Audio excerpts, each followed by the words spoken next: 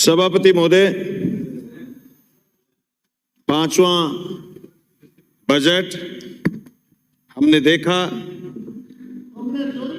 हमारे विधानसभा क्षेत्र के लिए काफी सारी घोषणाएं हुई।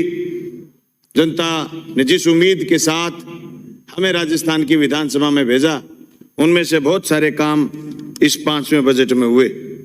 लेकिन अभी भी बहुत सारी हमारी मांग किसानों की जो भी पेंडिंग है, और उनके करे बगैर किसानों के खाड़े अगर नहीं बने तो अमर सिंह ब्रांच, सिद्धमुख नहर, नोर फीडर के किसान बर्बाद हो जाएंगे।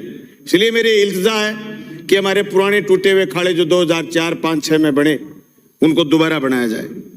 भादरा शहर के चारों तरफ घनी आबादी की वजह से कोई आदमी भीतर से ढंग से क्रॉस नहीं कर सकता, भारी वाहन भी नहीं जा सकता, पराली के ट्रैक्टर भी नहीं जा सकते। आए दिन पंजाब से पराली के ट्रैक्टर सावा के लिए निकलते हैं। हम चाहते हैं कि हमारे भादरा के चारों तरफ रिंग रोड बने। डुगराना से भाटी मोड़ की सड़क है जो काफी गांवों को जोड़ती, वो सड़क भी अभी तक बनी नहीं। वो सड़क भी सरकार जोड़ने का काम करे, उसका सुदृढ़ीकरण, चौड़ाईकरण करे। गोगा मेडी जो धार्मिक स्थल है, 500 पीरों की धरती में गोगा मेडी भी एक ऐसी जगह है जहाँ सांप्रदायिक सद्भाव का मेला लगता है। लाखों लाख लोग आते हैं, पहले ददरेवा जाते हैं, फिर गोगा मेडी जाते हैं। इसलिए मेरी सरकार से मांग रहेगी कि वाया हुणतपुरा होते हुए गोगा मेडी से सीधी ददरेवा सड़क जोड़ी जाए। भादरा में एक कन्या महाविद्यालय चल रहा है सभापति महोदय, संस्था ने उसको खड़ा करा, और अब संस्था के लोग काफी सारे बुजुर्ग हो गए, उनमें अध्यक्ष पिछले दिनों चल बसे। इसलिए हमारी मांग है और समाज की मांग है कि ये इसका सरकारीकरण हो जाए। मुख्यमंत्री जी ने करीब 300 के करीब कॉलेज खोले, तो इस कन्या महाविद्यालय, ग्रामीण कन्या महाविद्यालय को भी गवर्नमेंट कॉलेज में तब्दील कर दिया जाए। मेरे विधानसभा क्षेत्र के 2 बड़े गांव है, घेऊ और मलसीसर, जिसके पास पाइपलाइन भी, वाटर वर्क्स भी दोनों के एक है। मैं चाहता हूं कि उसकी सड़क भी बन जाए। और ये मांग हमारी ये भी रहेगी कि जिस तरीके से हरियाणा हमारे नजदीक है और हरियाणा से आए दिन गतिविधियां, आपराधिक गतिविधियां बढ़ रही हैं, इसलिए गांधी बड़ी में, सोनी मार्केट, भादरा में, डुगराना उप तहसील में चौकी भी खोली जाए, जिससे कानून व्यवस्था का पैरा ठीक रहे। यही चलते चलते हम ये चाहते हैं कि जो मुख्यमंत्री मोदी ने घोषणा करी है कि एक नशा मुक्ति केंद्र हर जिले में बनेगा, तो मैं समझता हूं वो नशा मुक्ति केंद्र भादरा में खोला जाए, ताकि नौजवान जो नशे की आदत, लत से मशगूल हो गए हैं, उनको उसमें एडमिट कराया जा सके। सभापति महोदय, खूब दिया खेल पर, लेकिन खेल पर पिछले 4 साल में मैं भी ज्यादा ध्यान कंसंट्रेट नहीं कर पाया। विधानसभा से हमें कुछ नहीं मिला राजस्थान सरकार से। मेरी मांग है कि सलीम दुरानी आवासीय सपोर्ट स्कूल भादरा में खोला जाए, जिससे खेल की गतिविधियां भी नौजवानों के लिए बढ़े। सभापति महोदय, सामाजिक सुरक्षा में जिस तरीके से मुख्यमंत्री जी ने घोषणा करी, मैं समझता हूं कि अभी भी एक वर्ग अछूता है, वो है जिनके बेटे और बेटियां सरकारी नौकरी में हैं। अभी उन बुजुर्गों को पेंशन नहीं मिल रही। इस पूंजीवादी युग में, इस भौतिकवादी युग में यह चीज कतई ठीक नहीं है कि बेटे बेटी नौकरी में, उसके माँ बाप को पेंशन नहीं दी जाए, उन्हीं बुजुर्गों को भी पेंशन दी जाए। मैंने पहले भी मांग करी है, अब मैं फिर मेरी मांग को दोहरा रहा हूं, पुरजोर तरीके से सरकार इसको पूरी करे। डुगराना, सेरडा, भरवाना और मलखेड़ा 4 ऐसे बड़े गांव हैं। डुगराना में तो उप तहसील है, इन गांवों में PHC खोली जाए, ताकि आने वाले समय में राइट टू हेल्थ जो कानून आ रहा है, उस कानून का पालन ढंग से हो सके। सभापति महोदय, मैं मुख्यमंत्री जी का धन्यवाद करना चाहूंगा कि उन्होंने पूरे के पूरे प्लेसमेंट एजेंसियों को खत्म करा। मेरी मांग रही थी 2019 के पहले सदन में कि ये प्लेसमेंट एजेंसी वाला बीच में दलाल कौन है जो पैसे खा जाता है, नौजवान का शोषण करता है। प्लेसमेंट एजेंसी खत्म करिए। मैं मुख्यमंत्री जी से चाहता हूं कि प्लेसमेंट एजेंसी के लिए शर्त नहीं लगाएं कि 31 दिसंबर 2021 उसके बाद भी अगर कोई प्लेसमेंट एजेंसी के जरिए नौकरी लगाए तो उसकी एजेंसी भी खत्म कर करके सीधा सरकारी सुविधा पर उसको रखा जाए। इसलिए मेरी मांग है कि सन 2000 में जब आप मुख्यमंत्री थे, उस समय हमारे नहरी क्षेत्र में ठेका प्रथा शुरू हुई थी। उस ठेका प्रथा को आप ही खत्म करो, ताकि जो उपभोक्ता संगम के चुनाव है वो चुनाव बंद हो और मैट बेलदार चौकीदार की नियुक्ति हो। ये मेरे क्षेत्र की, विधानसभा क्षेत्र की मांगे जो अभी तक पूरी नहीं हुई। मैं कोशिश करूंगा और मैं मांग करूंगा कि सरकार इन क्षेत्रों को आज भी सफल बनाने का काम करे, मेरी मांग पूरी करे। सभापति महोदय, बिजली की बात आई, साथियों ने चर्चा करी कि 2000 यूनिट बिजली फ्री होगी किसान की। निस्संदेह फायदा होगा किसान को, लेकिन हम मांग करते हैं कि जिस तरीके से पिछले बजट में घोषणा करी थी कि आपको जल्दी से जल्दी कनेक्शन मिलेगा, वो कनेक्शन की कछुआ स्पीड है, उस स्पीड को बढ़ाने की जरूरत है। ट्रांसफार्मर आज भी समय पर नहीं मिल रहे, तार आज भी समय पर नहीं मिल रहे, पोल आज भी समय पर नहीं मिल रहे, वो समय पर मिले, ये हमारी मांग है। हमारी मांग है कि जीएसएस की संख्या बढ़ाई जाए। हमारी मांग है कि जिस तरीके से आप बार बार चर्चा कर रहे हैं कि हम राजस्थान में बिजली उत्पादन में 1 नंबर पर हो गए, वो बिजली हमें मिले, उत्पादन का फायदा राजस्थान की जनता को मिले। घरेलू बिजली में जो आपने 50 से 100 यूनिट करा, इस बात के लिए तो धन्यवाद, लेकिन हम चाहते हैं कि घरेलू बिजली के लिए हमारे पास ये फोन नहीं आए कि बिजली चली गई, बिजली आई नहीं। आप कोयले का प्रबंध कहीं से करें, कैसे ही करें, कोयले का प्रबंध करके बिजली उत्पादन का काम सरकार मजबूती के साथ करे। सभापति महोदय, मैं ये भी चाहता हूं, जो ऋण की बात आपने करी, आपने कहा कि राजस्थान में डिबेट रिलीफ एक्ट लेकर के आएंगे और उस एक्ट आने के बाद एक अध्यक्ष की कमीशन नियुक्त होगा और कमीशन का अध्यक्ष होगा, रिटायर्ड जज होगा। सभापति महोदय, मैं बिल्कुल नहीं चाहता कि रिटायर्ड जज कमीशन का अध्यक्ष हो। कमीशन का अध्यक्ष हो कोई प्रगतिशील किसान, कमीशन का अध्यक्ष हो कोई युवा नेता, कमीशन का अध्यक्ष हो कोई एमएलए और कोई एमपी। कमीशन का अध्यक्ष कब तक रिटायर्ड जज नहीं होना चाहिए। कमीशन का अध्यक्ष अगर राजस्थान के किसान को कर्ज मुक्ति की बात से आगे लेकर के जाना है, उसकी जमीनों की कुर्की नहीं रुके, तो कोई ऐसा जनप्रतिनिधि हो जो ये दर्द महसूस करे किसान का कि ये किसान बर्बाद हो रहे हैं, जिनकी जमीनें कुर्क हो जाती हैं। मैं चाहता हूं कि राजस्थान में रोडा एक्ट को पूर्ण रूप से बंद करा जाए। जिक्र बार बार सुनते हैं, अगर जहां मजबूत जनप्रतिनिधि नहीं है, वह आज भी रोडा एक्ट के तहत कुर्कियां निकल रही हैं, उन कुर्कियों को रोका जाए। मेरी मांग है कि जिस तरीके से आपने चिकित्सा पर जिक्र करा, मुख्यमंत्री चिरंजीवी योजना का दायरा बढ़ाया, इस बात के लिए तो धन्यवाद, लेकिन मुख्यमंत्री चिरंजीवी योजना में जो दुकानें लगाई हुई हैं डॉक्टरों ने, उन दुकानों को भी हमें चिन्हित करना। मैंने पिछले बार भी जिक्र करा था, पीयूष हॉस्पिटल सांगानेर में मेरे विधानसभा क्षेत्र का आदमी खुद उसने महसूस करा और उसने झेला कि 99,000 रुपए का उसका बिल बना करके दे दिया, जबकि उसका हॉस्पिटल चिरंजीवी योजना से जुड़ा हुआ था। ऐसे लोग भी बैठे हैं चिरंजीवी योजना का नाजायज फायदा उठाने वाले।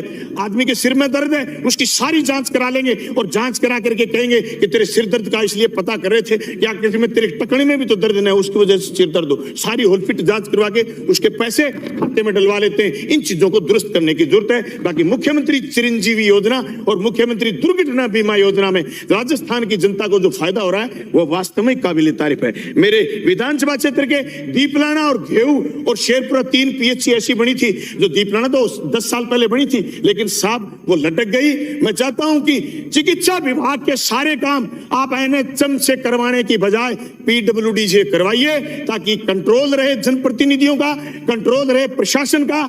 एनएचएम का कोई एक्शन, कोई एएन आपको मिलता ही नहीं। आप किसको अपनी बात बताओगे? आज उप स्वास्थ्य केंद्र बन रहे हैं, आज सीएचसी बन रही है, आज पीएचसी बन रही है। डायरेक्ट बजट उनके वहां गया है तो उसका कोई धनी दोरी नहीं है, ठेकेदार बीच में काम छोड़ के भाग जाता है। मैं एक चीज चाहूंगा, सरकार ने शुद्ध के लिए युद्ध की घोषणा करी, लेकिन एक दूध नहीं जहर पीता इंडिया उत्पादन 14 करोड़ लीटर, लेकिन खपत 64 करोड़ लीटर। मुख्यमंत्री जी ने 2 दिन के लिए घोषणा करी थी पहले, बच्चों को स्कूल में दूध पिलाने की। मैं मेरे गांव विधानसभा क्षेत्र के छानी बड़ी स्कूल में शुरुआत भी करके आया था। सभापति महोदय, योजना जोरदार है। गरीब के बच्चे ने दूध देखा है, पूरे राजस्थान में देखेगा, पर दूध की जगह पिलाएंगे क्या, ये चीज सुनिश्चित करनी है। जिस तरीके से एक WHO की चेतावनी है कि बंद नहीं हुई मिलावट तो 87% भारतीयों को 2025 तक कैंसर में डूब जाएंगे। आज भी एक गांव में 10-10, 20-20, 30-30 लोग कैंसर से पीड़ित हैं। इसलिए इस मिलावटखोर लोगों के खिलाफ मजबूती से कार्रवाई करनी है। आपने जिक्र करा गरीब का, गांव के चारों तरफ आप देखोगे गरीब बसा हुआ। 1982 में हमारा जिला एक था गंगानगर और हनुमानगढ़। उस समय के तत्कालीन कलेक्टर ने यह घोषणा कर दी कि सारा क्षेत्र वन विभाग है। सभापति महोदय, वन विभाग गलत दर्ज करा गया 1982 में। आज भादरा विधानसभा क्षेत्र के बहुत सारे गांव ऐसे हैं जिनकी बस्ती वन विभाग में घुस गई। लोग जमीन पर बसेंगे। सभापति महोदय, मेरी सरकार से, सभापति महोदय आप आए उससे 1 मिनट पहले शुरुआत में, वास्तव में 15 मिनट है मेरी। मैं तो 2 मिनट आज तो फालतू दे, मैं तो लास्ट ही भाषण है ये तो, इसके बाद तो भाषण होने ही नहीं। अब तो दोबारा जीत के आएंगे तब देंगे भाषण। वन क्षेत्र में बसे लोगों के लिए श्री गंगानगर के जो कलेक्टर ने फैसला करा था, राज्य सरकार से हम चाहते हैं देर आए दुरुस्त आए, उस फैसले को देखो और उस फैसले का परीक्षण कराओ। वन क्षेत्र आज स्थिति कब्रिस्तान की, शमशान भूमि की, पीएचसी खोल रहे हैं, सीएचसी खोल रहे हैं, उप स्वास्थ्य केंद्र खोल रहे हैं, स्कूल खोल रहे हैं, महात्मा गांधी अंग्रेजी विद्यालय खोल रहे हैं। अरे जी जगह ही नहीं है।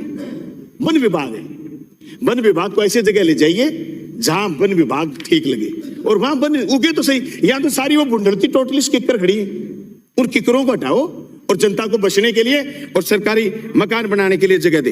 अब बात मैं कृषि की करूं, सभापति महोदय कृषि के लिए अलग से बजट दिया है, इस बात के लिए धन्यवाद।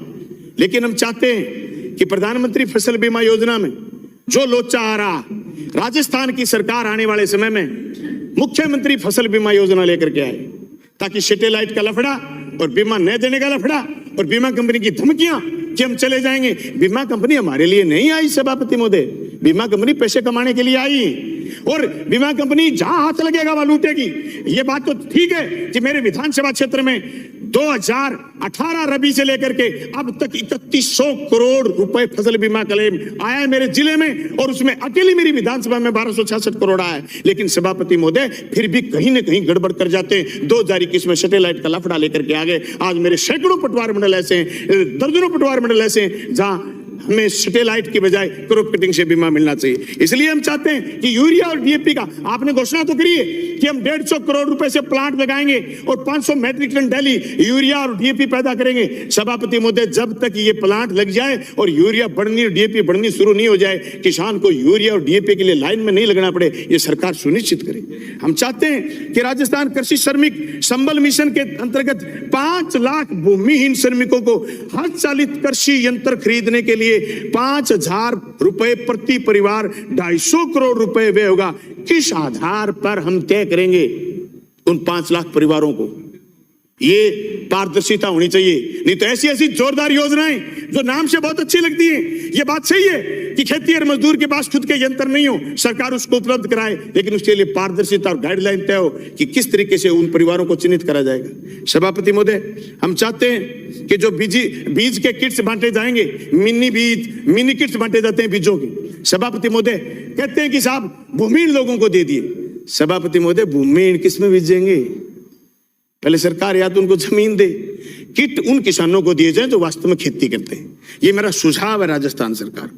सभापति महोदय, आप डिग्गी के लिए खूब पैसा दिया है, आपने अभी कृषि बजट में घोषणा करी है कि हम डिग्गी के लिए 500 करोड़ रुपए और देंगे, पर डिग्गी हम किसको दे रहे हैं? लॉटरी से। सभापति महोदय, जिन लोगों ने डिग्गी बना ली और जिन लोगों ने फार्म लगा दिया, पहले ये था कि पहले आओ, 2 साल पहले तक था पहले आओ पहले पाओ। सभापति महोदय 3 मिनट तोड़ देने पड़े, मेरे तो 4-5 कागज बचे। सभापति महोदय, उसमें लॉटरी की बजाय लाटवी की बजाय 1 मिनट समाप्त करें। ये राठौड़ साहब आंगली लगा रहे हैं, 12 मिनट हुए मेरे, 3 मिनट और पड़े। राठौड़ साहब मैं तो आप इस कितनी मेहर करता हूँ, आप गोचे कर रहे हो। मेरे से नाराजगी पंगा ले वो नहीं बनाएगा कोई नेता प्रतिपक्ष। मैं ये कह रहा था डिग्गी आपको कौन पूछे, मोदी जी बनाएंगे? भाषणिया जी थे भी बीच में ही पंगा ले लियो यही। सभापति महोदय, डिग्गी फार्म 1 मिनट बाद में भी किसी का फार्म तो उसकी वरीयता तय करी जाए, इसलिए डिग्गी उनसे बनाई जाए। सभापति महोदय, मधुमक्खी पालन में हनुमानगढ़ जिले को शामिल करा जाए। मिड डे मील की बात करूंगा मैं। सभापति महोदय, mid day meal anganwadi school, अंग्रेजी माध्यम स्कूल सब जगह जोरदार तरीके से बांटा जा रहा है, इसमें कोई दौर। मैं कई जिलों में गया हूं, जिस भी जिले में जाता हूं मैं मिड डे मील चेक करता हूं, स्कूलों में मेरी रुचि है। पर एक बात मैं कहना चाहता हूं मुख्यमंत्री जी से, आपके रहते और सामाजिक न्याय की अवधारणा गलत हो जाए, हो ही नहीं सकता। जालोर में, पाली में, गोडवाड़ में कहीं भी मिड डे मील बनाने वाली महिला ऐसी की नहीं है।